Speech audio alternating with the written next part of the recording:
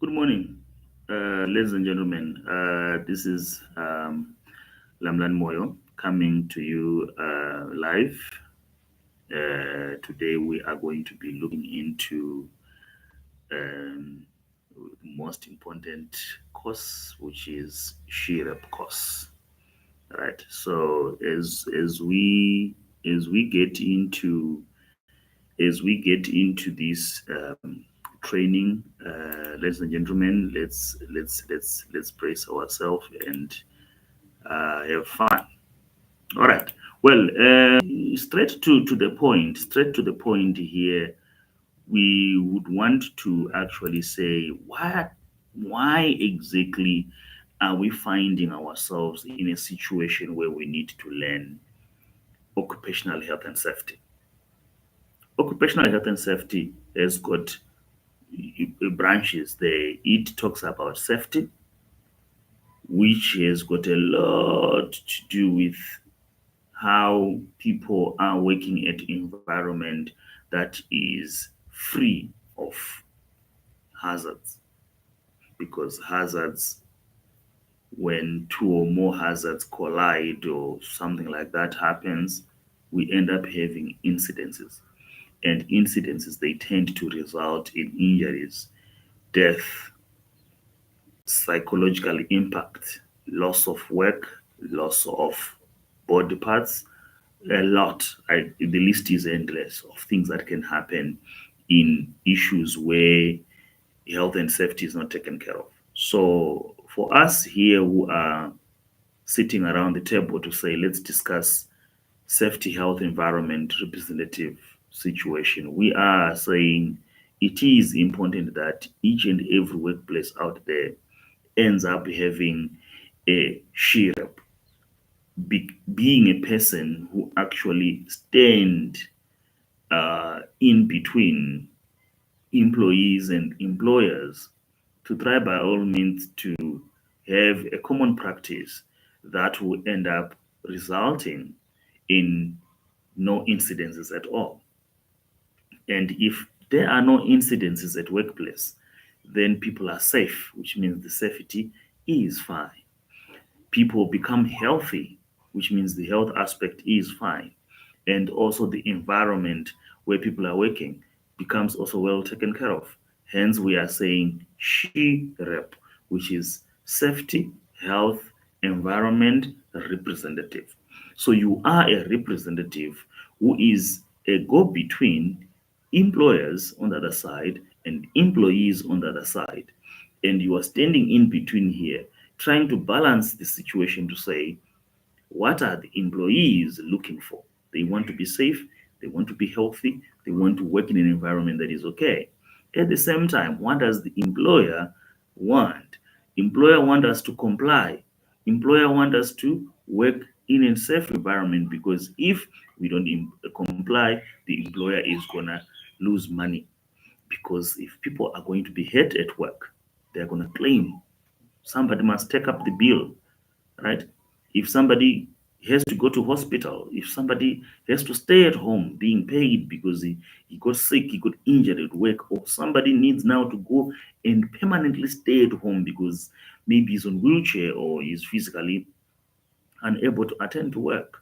When all these things happen, when all these things happen, we would want to know if we have somebody who can be able to stand between and look into it. So basically, we are going to be looking at the roles and responsibilities of occupational health and safety representative. We are also going to be talking about what is the legislation saying about it because there is always a legislation that talks about these things. We are also going to be looking at the differences between occupational health, occupational safety, and occupational environmental management. So that's basically what the course for SHIREP entails. Right. Moving on,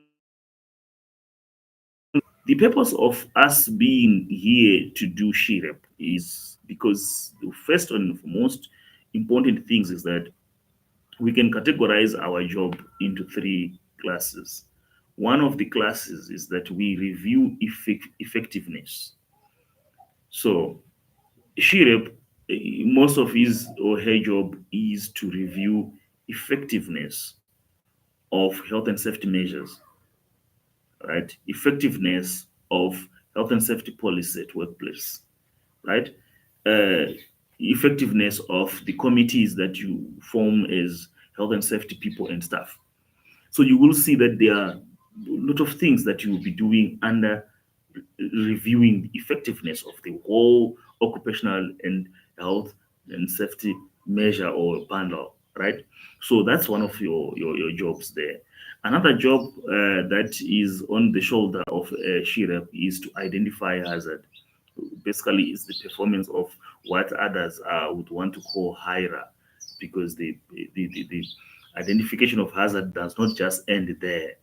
You have to identify hazard and then do risk assessment on those hazards as well. So at the end of the day, when we combine it, we just call it HIRA, which is hazards identification risk assessment, right? So it's a process that involves identifying hazards first in their categories or whichever way you're doing it, and moving on to the next thing is to try to weigh the risks that are associated with these hazards, and then move on to come up with control measures that can be put in place so that the hazards will not have effect on employees and other traffics that we find at workplace.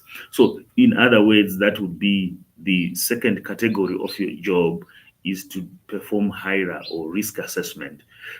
So, she reps at your workplaces, your job is to actually perform your HIRA from time to time. So it is quite important to understand that segment, to say you do have three major categories of things that you are going to be doing, or the purpose of you being appointed as a safety representative. The last segment is to investigate incidents, right? So those are the three major segments. You would have you reviewing the effectiveness of the whole package of occupational health and safety at your workplace. You would also want to know that you are supposed to be attending to identifying hazards at your workplace. You would also want to get to understand that you sit down at some point after incidences have been reported, for you to actually be part of the team or be part of those who are going to be investigating these incidences. So in winding up this segment, would then say the major purpose of appointing a SHIREP is for these three items to be performed, right?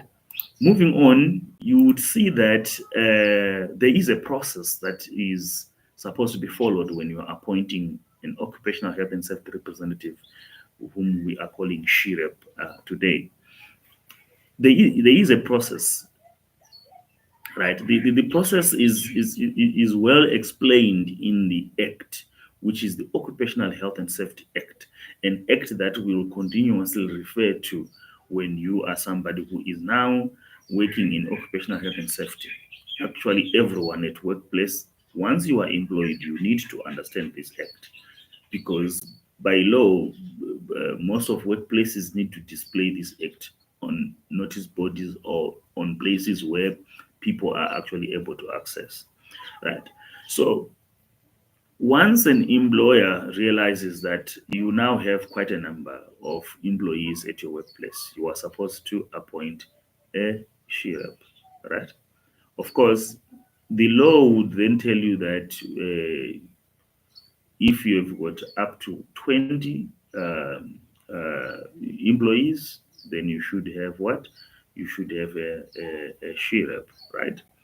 When we are counting these employees, you also as a director or CEO, management, etc., need to be included in the number, right? You need to be included in the number as well. So once you are all going up to 20, then you need to get a SHIREP. If you get the words properly, it says up to 20, which basically means that if you have employees less than 20, it's not exempting you from not getting a SHIREP, right? So you can have a sheriff up to one sheriff up to 20 employees, right? Once you have 20 employees, you get to get a sheriff. Then now that differs now how the numbers will grow.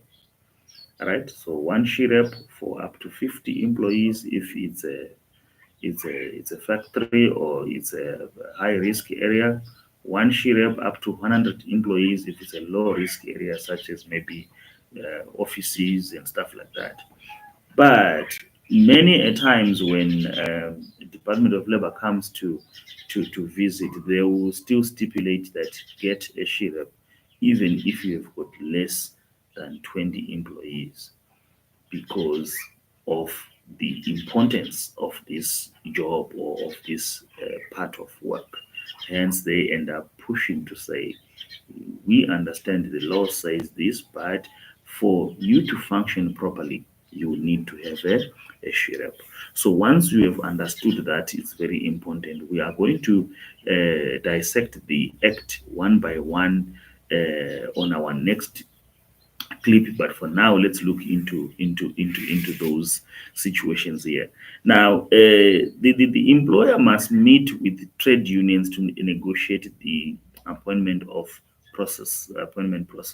That is if the employer has got, or the places of employment has got um, trade unions inside, because remember, with trade unions they would want to be part and parcel of most of the decision that takes place at the workplace. So you need to also include them.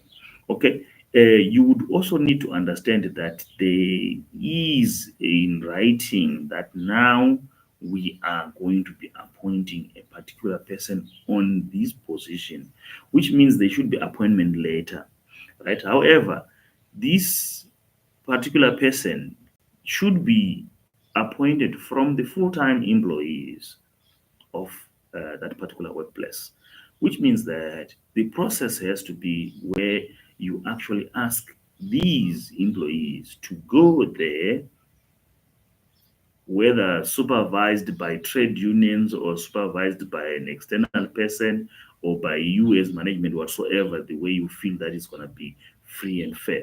You ask them to appoint or to actually vote for their own representative. It's very important that we stick to that. We are, of course, starting to find that some companies are actually employing a she-rep straight from interviewing process, right? Of course, they might call that person a she-rep, but that's not a she-rep. That's some kind of an assistant safety officer, assistant risk manager, or risk officer, whatever you want to call them. That's not, according to the law, a she-rep, right? Even though they might call that person a she-rep, you might be moving around at your company being called a she-rep because they appointed you as such, but legally you are something else. A she-rep, by terms of the law, is somebody who is actually voted for by his or her fellow employees. They select him or her from their own meetings, and those minutes of those meetings will be very important to have them somewhere. Then the person once has been appointed, means selected from the group of employees, the name is forwarded to the employer for a formal appointment. We need to understand that this is not a job, or we would not then say this is a job where you are actually employed and we should expect extra money to be placed on your salary because now you are a sheriff. That would be a good idea if they do so. But remember, when these type of jobs come with a reward, performance becomes a bit different. That is why the law wants it to be a job or work or a task that is given from a person who is voted for or selected by fellow employees. And this job or this task need to be performed during work hours, right? So if there are any task that a sheriff needs to do, he wants to sit down to do investigations, or he wants to do hire, or there are meetings that are supposed to be performed or done, that sheriff need to do those work during office hours. We are not then going to say no, work first. When you are done my work, after work, then do your sheriff job, or come weekend and do your sheriff job.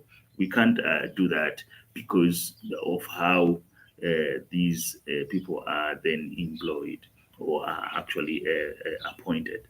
So you would want to have that idea in terms of certain sections in Occupational Health and Safety Act that stipulates how a sheriff is appointed.